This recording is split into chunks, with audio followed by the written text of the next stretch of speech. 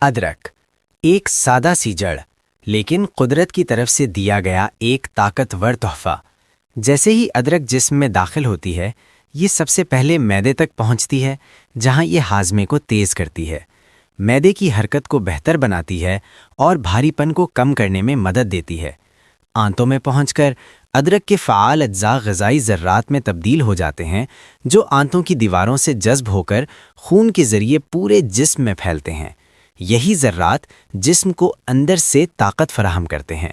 جب یہ غذائی اجزاء دماغ تک پہنچتے ہیں تو نیورونز زیادہ متحرک ہو جاتے ہیں، توجہ، یادداشت اور ذہنی چستی میں بہتری آتی ہے۔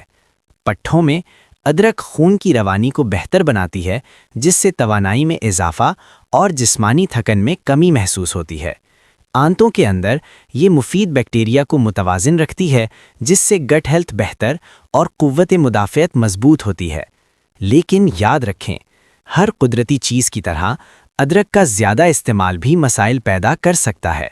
زیادہ مقدار میں یہ معدے میں جلن، الرجی کی علامات یا خون میں شوگر کے توازن کو متاثر کر سکتی ہے۔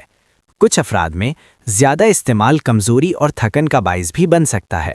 اس لیے ادرک کو دوا سمجھ کر نہیں، بلکہ اعتدال کے ساتھ غذا کا حصہ بنائیں، کیونکہ اصل طاقت ہمیشہ توازن میں ہی ہوتی ہے۔